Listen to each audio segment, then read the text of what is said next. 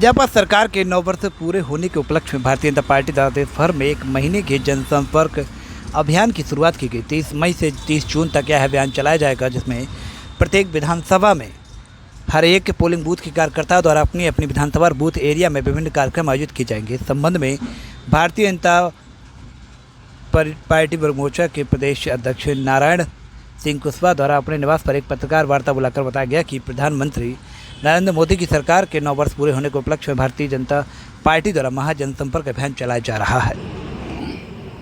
पत्रकार वार्ताओं का आयोजन किया जा रहा है। उसी क्रम में आज ये ग्वालियर चर्चा करने का आज ये मौका है।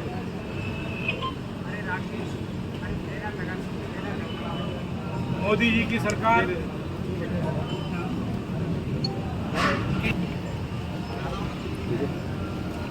मध्य प्रदेश की सरकार के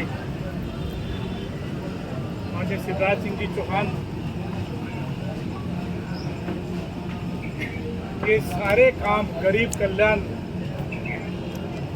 वर्ष के रूप में हम इस 9 वर्षों का 1 माह का कार्यकाल 30 मई से 30 जून तक का जो कार्यक्रम है, इसमें विभिन्न कार्यक्रम हैं। अभी लाडली बहनाओं के उत्सव चल रहे हैं। लगातार पिछड़ों के बीच में काम कर रहे हैं। अभी आपका 1 हफ्ते का 10 दिन का सर्वे चल रहा है। कितनी मजबूती आपने पिछड़ों के बीच में पकड़ पाई है, जिसका रिजल्ट विधानसभा चुनाव में देख पाएंगे? पिछड़ा वर्ग मध्य प्रदेश में भारतीय जनता पार्टी के साथ में अधिकांश पिछड़ा वर्ग है, क्योंकि पिछड़े वर्ग के 27 केंद्र में मंत्री हैं। प्रधानमंत्री पिछड़ों का है। मध्य प्रदेश में लगातार भारतीय जनता पार्टी ने पिछड़ा वर्ग से ही मुख्यमंत्री बनाया है। ये पिछड़ा वर्ग जानता है। अनेकों जन कल्याणकारी अनेकों योजनाओं के माध्यम से पिछड़े वर्ग के परिवारों को कई तरह के लाभ देने का काम इस सरकार ने किया है, केंद्र सरकार ने किया है। विपक्ष लगातार पिछड़ा वर्ग को वर्गों के आधार पर, पदों के आधार पर बरगलाती हुई आई है और भाजपा के एंटी खड़ा करने का काम। पिछड़ा वर्ग अब जो है समृद्धशाली हो गया है, बुद्धिजीवी है, सारे सबकी पार्टियों के विचारों को जानता है, कामों को जानता है। वो किसी के बहकावे में आने वाला नहीं है।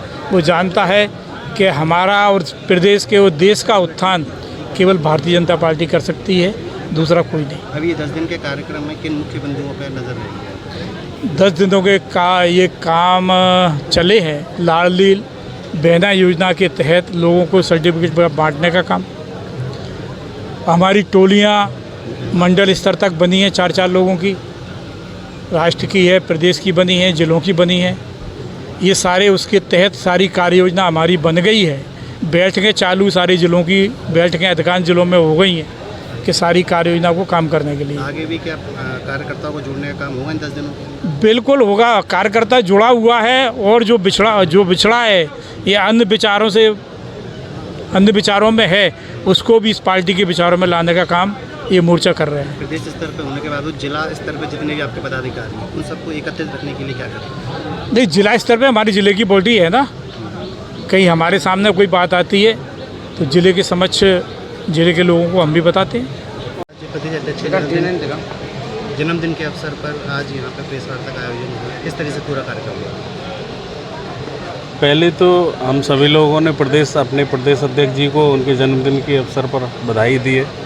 और ये प्रेस कॉन्फ्रेंस केंद्र सरकार और राज्य सरकार की नीतियों को लेकर राज्य सरकार ने मुझे जो कार्य सौंपे हैं ज़िले के लिए, इसमें अहम 5 कार्य हैं हमारे। सबसे पहला कार्य है कि सेवा और सुशासन के जो 9 वर्ष पूरे हुए हैं, मोदी जी ने जो आम जनता के लिए जो काम किए हैं उनको लेकर के हम ज़िले के हर मोहल्ले में, हर वार्ड में जा रहे हैं। एक तो ये, दूसरा मुझे राज्य सरकार और राज्य संगठन के द्वारा जिला स्तर पर एक कार्यक्रम दिया गया है कि 21 जून को एक हमारा सेवा पखवाड़ा जो चलता है, आदरणीय उसमें श्यामा प्रसाद मुखर्जी जी का जन्म दिवस हम संगठन के आधार पर ज़िले में बड़े ज़ोरों से मनाते हैं। तो उसके तहत हम आम जनता को जोड़ेंगे, वो सारी नीतियाँ बनाएंगे। और इसी के तहत 25 जून को एक मोदी जी के मन की बात जो कि प्रति माह भी होती है, इस माह हम उसको बड़े जोर शोर से मना रहे हैं, क्योंकि मोदी जी जो कहते हैं वो आम जनता तक पहुँचे, ऐसी हमारी धारणा है। पिछड़ा वर्ग मोर्चे की सारी टीम इसमें लगी है और उसमें हमारे प्रभारी जी काम कर रहे हैं। उसी 25 जून को ही जो देश में आपातकाल के रूप में एक काला दिन आया था और उस समय सैकड़ों लोगों ने अपने परिवारों को बिखरा देखा था और सैकड़ों लोग जो जनसेवा में लगे हुए थे, जो देश में समाज के लिए काम कर रहे थे, उन लोगों को जेल में ठूंसा गया था। उन सभी प्रक्रियाओं को हम पब्लिक के सामने, जनता के सामने रखेंगे और बताएंगे कि कांग्रेस ने जिस तरीके से वो काला दिन उस समय जो प्रक्रिया रही थी उसी को लेकर के आज भी वो अगर राज्य में कांग्रेस की सरकार आती है तो वही गतिविधियां फिर होंगी। पिछले 1.5 साल की जो कांग्रेस के शासन थे वो आप सभी लोगों ने देखा है।